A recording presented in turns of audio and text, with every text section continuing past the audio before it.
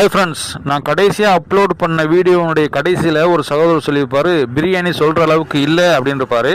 அதுக்கான காரணம் என்னென்னா, பிரியாணிங்க நல்லா இல்லை, இங்கே யாரும் சாப்பிட வராதிங்க என்பது அதற்கான அர்த்தம் கிடையாது. சென்னையில் பாஸ்மதி ரைஸில் பிரியாணி சாப்பிட்டவங்களுக்கு ஊரில் போய் பொன்னி அரிசியிலையும் ஜீரக சம்பா அரிசியிலையும் பிரியாணி சாப்பிட்றது மேக்சிமம் பிடிக்காது. அதே மாதிரி ஊரில் பொன்னி அரிசியில் ஜீரக சம்பா அரிசியில் பிரியாணி சாப்பிட்டவங்களுக்கு சென்னையில் பாஸ்மதி ரைஸில் பிரியாணி சாப்பிட்றது பிடிக்காது. ஸோ அந்த அடிப்படையில் தான் பிரியாணி சொல்கிற அளவுக்கு கிடையாது அப்படின்னு சொன்னாலே தவிர வேறு எந்த நோக்கமும் எங்களுக்கு இல்லை. அதே மாதிரி சாப்பாடு கடை எங்கே நல்லா இருக்கும் அப்படின்னு சொல்லி கேட்டால் இந்த கடையில் நல்லா இருக்கும், அந்த கடையில் நல்லா இருக்கும்னு சொல்லுங்க. அதை விட்டு நீங்கள் அளவு கடந்து வரம்பு மீறி ஒரு கடையை உயர்த்தி பேசுனீங்கன்னு சொன்னால் அந்த எதிர்பார்ப்போட போகக்கூடிய மக்களுக்கு பல நேரங்களில் ஏமாற்றங்கள் தான் கிடைக்கும். ஸோ அதைத்தான் அந்த வீடியோவில் சொல்லியிருந்தோமே தவிர வேறு எந்த உள்நோக்கமும் கிடையாது. பிரியாணியை எந்த வகையில் நம்ம குறை சொல்ல முடியாது. பிரியாணி நல்லா இருக்கிற காரணத்தினால தான் அந்த கடையில் பார்த்தீங்கன்னு சொன்னால் அவ்வளவு கூட்டம், லோக்கல் மக்களுடைய சப்போர்ட் அதிகமாகவே இருக்குது. நீங்களும் தொடர்ச்சியாக ஆதரவு கொடுங்கள். நன்றி.